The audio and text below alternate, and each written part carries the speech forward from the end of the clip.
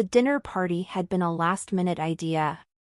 It wasn't anything extravagant, just a small gathering of friends at my apartment, a few bottles of wine, and takeout from the local Thai place. Sam was there, of course, looking as comfortable as ever in his usual jeans and hoodie. He was always more at ease in casual settings, and I loved that about him. At least, that's what I used to tell myself. The night had started with laughter and chatter, the kind of banter that flows easily among close friends. As always, I found myself at the center of the conversation, cracking jokes and weaving my way through the small talk. But when someone mentioned relationships, my attention wavered. I had always hated those conversations, the ones where people talked about love and commitment like it was a game. I didn't know why, but it felt uncomfortable. Maybe it was because I had never been entirely sure about the choices I had made. "So, Emma, how did you end up with Sam?" one of my friends, Katie, asked, her eyes glinting with mischief. I knew what she was doing. She wanted me to tell some funny story about how we met, maybe even poke fun at the fact that we had been together for over 2 years. People loved those kinds of stories, especially when they involved some kind of quirky twist. But tonight, I wasn't in the mood for any of that. "I don't know," I said with a laugh, pushing my hair behind my ear. I think it was more about timing than anything else. Like, he was there when I needed someone to fill the space. And honestly, if I had more options, I probably wouldn't have chosen him. I instantly regretted the words as they left my mouth. It wasn't that I didn't care about Sam. I did. But sometimes, in those fleeting moments of alcohol-fueled honesty, the truth slips out before you can stop it. I had been talking to my friends about past relationships, about how I was always unsure of what I wanted, and the words just came out without thinking. It wasn't a criticism of Sam, just a poorly phrased comment about my own insecurities. But I could see from the silence that followed that it hadn't been received that way. The room went still for a moment. I glanced around, trying to read their faces, but everyone seemed frozen, unsure of how to react. Katie blinked, her mouth open like she was about to say something, but then she closed it again. Sam, sitting next to me, looked down at his plate. His smile was gone, replaced by a faint frown that I hadn't seen before. I could feel the shift in the air, the sudden discomfort that had taken over the conversation. "Wait, what?" Sam said, his voice barely above a whisper. He sounded like he was trying to process what I had just said, like he couldn't quite believe it. "You wouldn't have chosen me if you had more options?" I froze, suddenly realizing how my words must have sounded. I opened my mouth to apologize, to explain, but I couldn't find the right words. My mind was racing, trying to figure out how to fix this, but nothing seemed right. The damage had already been done. "Sam, I didn't mean it like that," I said quickly, reaching for his hand. But he pulled it back, his expression unreadable. "It was just a joke." "I didn't mean." "I'm not sure I find that funny," he interrupted, his voice tight. The table was silent now, the buzz of conversation gone, replaced by the uncomfortable sound of cutlery scraping against plates. I could feel my heart pounding in my chest, my palms growing clammy. It wasn't just that I had hurt him, it was the realization that I might have said something that couldn't be undone. "I'm sorry, I was just trying to make a joke," I said, trying to recover. But my voice felt hollow, and I could tell from the way Sam was looking at me that he wasn't ready to forgive me so easily. Katie cleared her throat, and the others at the table quickly diverted their attention back to their plates, as though nothing had happened. But I knew it had. The words were hanging in the air between us, heavy and unspoken. After that, the conversation shifted to safer topics. People laughed nervously, trying to fill the awkward silence with something lighthearted. But I couldn't shake the feeling that something had changed. Sam didn't speak much for the rest of the evening, and when the night ended, he didn't walk me to my door like he usually did. Instead, he said he was tired and left without another word. I tried to push it from my mind as I cleaned up the apartment, but it lingered, a nagging thought that wouldn't go away. What had I done? I had always been careful with my words, especially around Sam, but tonight had been different. I had said something that, even though it wasn't meant to be taken seriously, had cut deeper than I realized. I sent him a text when I got to bed, something simple: "I'm sorry. I didn't mean to hurt you." He didn't respond right away, and I didn't expect him to. But as I lay there in the silence of my apartment, I realized I was more afraid than I had been in a long time. Not just of losing him, but of facing the truth about how I felt. Had I been with him out of convenience, out of fear of being alone? Or was it something more? The question sat there, unanswered, as I drifted off to sleep. The next few days felt like I was walking through a fog, unable to shake the awkwardness that had settled between Sam and me. I tried to go about my usual routine: work, errands, seeing friends, but everything felt off. The people around me seemed to sense the tension too. My friends had always been supportive, but now they gave me these looks, almost like they were trying to gauge whether or not I was aware of how much I'd messed up. It wasn't just the comment, it was everything that came after. The way Sam had pulled away, how he hadn't really responded to my text that night. It was as though the apology wasn't enough to undo what I had said. And I understood that. I would have been hurt too, if I were him. I saw Sam at work the next morning. We both worked in the same office building, but we didn't exactly work together, so we kept our interactions professional. He was usually the guy who made everyone laugh, easygoing and kind, the type of person who could talk to anyone. But now, there was a distance between us that I couldn't ignore. When we passed each other in the hallway, he barely acknowledged me. His usual smile was replaced with a tight-lipped expression, and he walked past as if I were a stranger. I tried to catch up with him after work. I waited by his car, hoping to have a conversation, to fix things. But when he saw me, he just shook his head. "Emma, we need to talk," he said, the words heavy. There was no anger in his voice, but the coldness was unmistakable. We went to a nearby park to sit, the late afternoon light casting long shadows on the grass. He didn't sit next to me, but across from me, as if he wanted to keep a physical distance. I felt the weight of the silence before he finally spoke. "I've been thinking about what you said," he began, his voice low. "About how you wouldn't have chosen me if you had more options." "I'm sorry, Sam," I said quickly, my throat tight. "I never meant to hurt you. It was a joke, just a joke. I didn't mean it. You know I care about you, right?"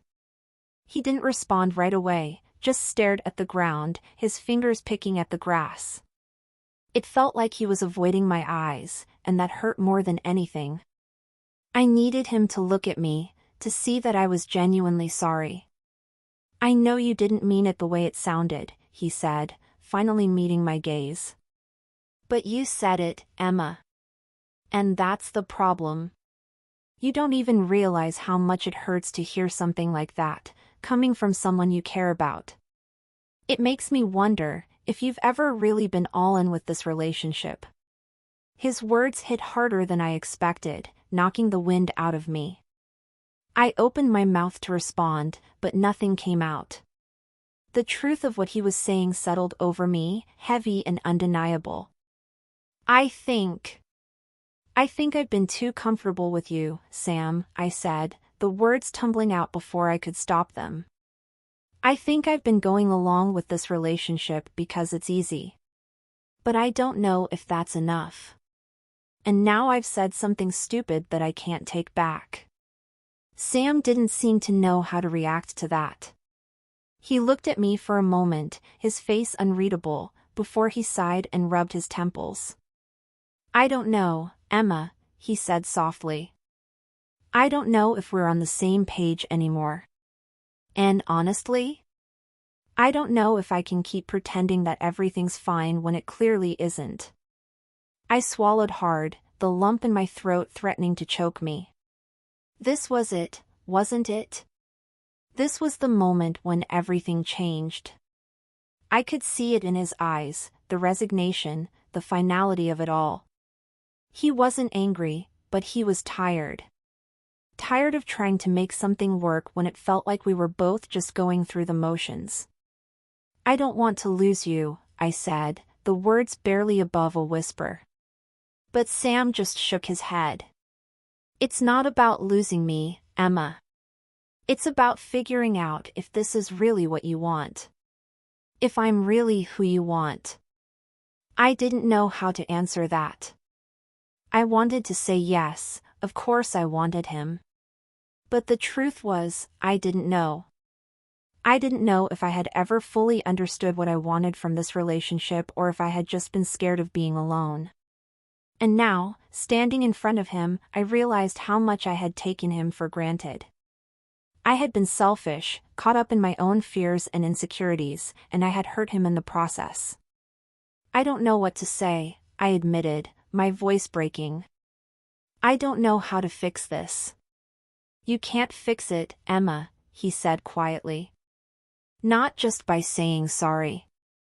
I need to know that you're serious about this, about us. And right now, I don't think you are. He stood up, brushing the dirt off his jeans, and I followed him, my heart sinking with each step. I think we need some space, he said, his voice firm. I need to figure out what I want too. And with that, he walked away. I stood there, staring after him, feeling the weight of the moment press down on me. The finality of it. There was no going back. And somehow, deep down, I knew that what had started as a careless joke had opened a door to something I wasn't ready to face. I sat on the park bench for a while, my mind racing, trying to make sense of everything. The regret, the confusion, the hurt. I couldn't believe how quickly things had unraveled. I had thought I could fix it with a few words, with an apology, but now I understood, sometimes, the damage isn't something you can just apologize away. The evening air was cool against my skin, but it felt like I was suffocating. The silence in my head was deafening, and the thought of being alone, really alone, was more terrifying than I had anticipated. I didn't know how to fix this. I didn't even know where to start. The days after that conversation with Sam blurred together in a haze of uncertainty. Every time I tried to reach out, my messages went unanswered, and his absence was a constant weight on my chest. I told myself I would give him space, that he needed time to process everything, but as the silence stretched on, I couldn't shake the feeling that I had lost something I wasn't ready to lose. It wasn't just the silence between us, it was everything that had been left unsaid. I kept replaying the moments in my mind, each word I had spoken, trying to figure out where it had gone wrong. Had I been too honest? Had I been too careless with my words? I wasn't sure anymore. One night, about a week later, I decided to stop waiting and take control. I couldn't keep sitting around, hoping Sam would reach out. If I wanted to fix things, I needed to do it myself. I drove to his apartment, my hands gripping the steering wheel tighter than I meant to. Every inch of the road seemed to stretch on forever as I mentally rehearsed what I was going to say. My nerves were on edge, but there was a part of me, buried deep down, that knew this was the only way to end the tension. I had to face him. I couldn't let it linger any longer. When I arrived, I hesitated for a moment outside his door. The hallway was quiet, too quiet, and the sound of my heartbeat seemed to echo in the silence. I knocked softly, unsure of what to expect. A moment passed, then another, and I was about to turn away when the door finally opened. Sam stood there, looking surprised but not angry. He didn't smile, but he didn't look upset either. It was like he was waiting for me to speak first, but I had no idea what to say. "Hi," I said, my voice shaky. "Can we talk?" He stepped aside, wordlessly letting me in. The apartment was as I remembered, messy but cozy, the kind of space that felt lived in. Sam had always been a bit of a slob, but it never bothered me before. Now, it felt like a reflection of the chaos that had entered our relationship. I sat on the couch, unsure where to begin. Sam leaned against the kitchen counter, his arms crossed, his gaze steady but distant. There was a tension between us, thick and palpable. "I'm sorry," I said finally, breaking the silence. "I've spent the last few days trying to figure out what I was thinking when I said that. I was being thoughtless and careless. But the truth is, I don't even know how to explain it. I guess I was scared of admitting that I wasn't sure about us, scared of being vulnerable. And instead of talking about it like an adult, I made a stupid joke that made it sound like you weren't enough." Sam didn't respond immediately. He just stood there, watching me, like he was deciding whether or not he should say anything. After what felt like an eternity, he spoke. "You keep saying that you didn't mean it, but the thing is, Emma, you said it. And that's what I can't forget." His voice was quiet but firm. "I've been thinking a lot about what you said. About how you wouldn't have chosen me if you had more options. It's not just about the words, it's about what they say about how you see me. And it makes me wonder if you ever really chose me at all, or if you just settled because it was easier." His words stung, but they weren't unfair. I had been thinking the same thing myself. Had I chosen him because I wanted to, or because it was comfortable? Because it was safe? The reality was that I had always been afraid of being alone, and Sam had been there when I needed someone to fill that space. But I had never stopped to really ask myself if I was in this for the right reasons. "I didn't settle for you," I said, the words coming out more forcefully than I intended. "I care about you. I've always cared about you. But I've been lying to myself, Sam. I've been pretending that I know exactly what I want, but I don't. And I thought if I kept saying the right things, if I kept pretending I had it all figured out, it would be enough. But it wasn't. And now I've messed everything up." Sam's expression softened, but only slightly. I could see that he was struggling too, but there was still a part of him that wasn't ready to let go of the hurt. "I don't know what you want me to say, Emma," he said, running a hand through his hair. "I don't know if you even know what you want. And that's the problem. It's like we're just going through the motions, and I don't know how much longer I can do that. I need someone who's sure, who knows what they want." "I'm sure of one thing," I said, my voice barely above a whisper. "I don't want to lose you. But I understand if you need time to figure things out. I can't force you to feel the same way, but I want you to know that I'm willing to put in the work. I'm willing to figure out what I want. I just don't want to lose you in the process." For a long moment, Sam didn't say anything. He just stood there, his gaze fixed on me. I could see that he was torn, caught between his own feelings of hurt and the desire to believe me. But the doubt was there, lingering in the space between us, and I knew it wasn't something that could be easily erased.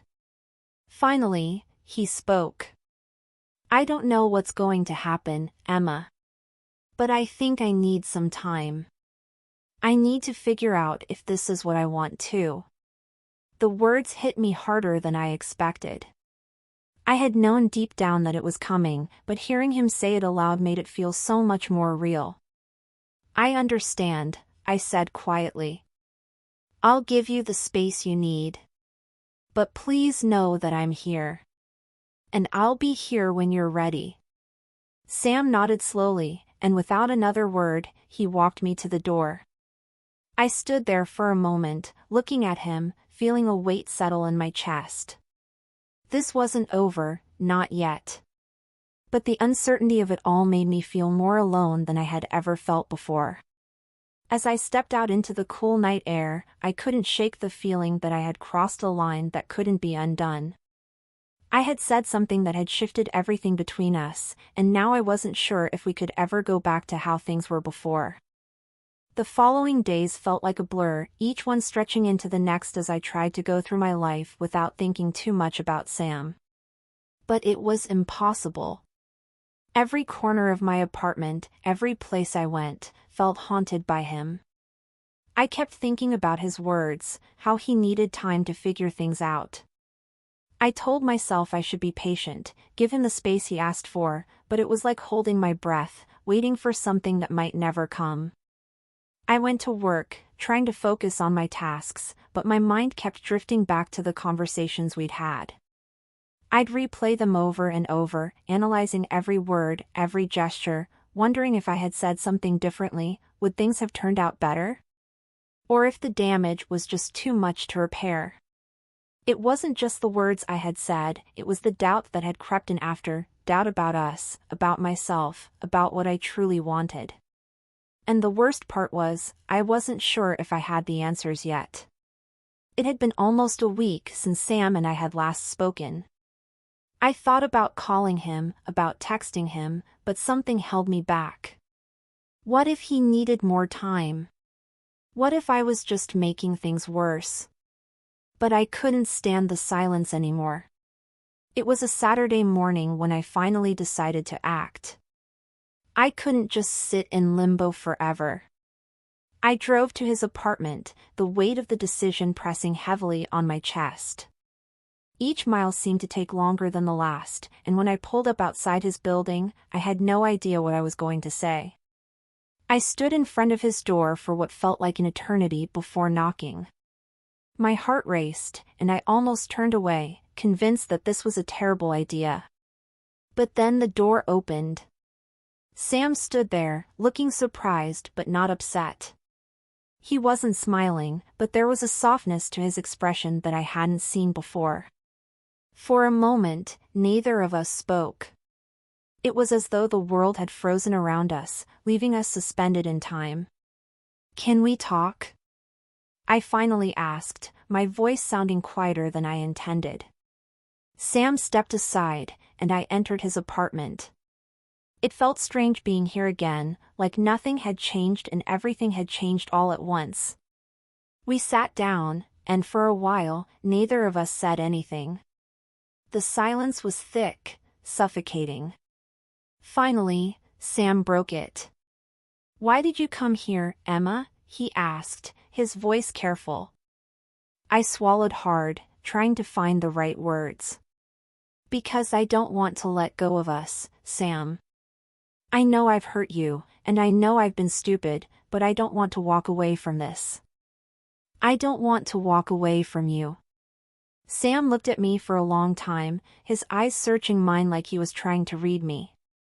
"I don't know if I can trust you anymore, Emma," he said quietly. "What you said, it made me question everything. I've been thinking about it, and I don't know if I'm ready to just move past it. I don't know if I can." I felt a pang in my chest at his words, but I knew he was right. I had betrayed his trust, and trust wasn't something you could fix with just an apology. It took time, effort, and understanding, things I had failed to give him when I made that careless joke. "I get it," I said, my voice trembling slightly. "And I don't expect you to just forgive me. I don't expect everything to go back to how it was. But I want to try. I want to show you that I'm not just here because it's easy. I'm here because I care about you, Sam. I care about us. And I want to figure out what this means." Sam's gaze softened, and for a moment, I thought maybe there was hope. Maybe we could find our way back. But then, his face grew serious again, and he took a deep breath. I think we both need to figure out who we are, separately. Before we can even think about being together again. The words hit me like a punch to the gut. I didn't want to hear this. I didn't want to accept it, but I had to. He was right. We had both been so caught up in our relationship that we had forgotten who we were outside of it. We had lost ourselves in each other, and now, it was too late to ignore that. I understand, I said, though every part of me wanted to argue, to convince him to give us another chance. But I knew deep down that this was what needed to happen. We needed space. We needed time. And maybe, just maybe, we would find our way back to each other. Sam stood up, walking to the window and looking out into the distance. I remained seated, watching him, feeling the weight of what we were both going through. I think I need some time alone, he said, his voice low. To figure things out. And I think you need that too. I nodded slowly, tears pricking at the corners of my eyes. I didn't want to leave. I didn't want to walk away from this, from him. But I knew that I had no choice. I'll give you space, I said softly. I promise. But I hope we can find our way back. When we're ready. Sam turned around and gave me a small, sad smile. I hope so too, Emma. And with that, I left. As I walked out of his apartment and back into the world, I felt a deep ache in my chest. But there was also a strange sense of clarity. I had been living in the shadow of my own fear for too long, afraid of being vulnerable, afraid of admitting that I didn't have all the answers. But now, I was starting to understand that sometimes, you have to let go of something to truly see what it was worth holding on to.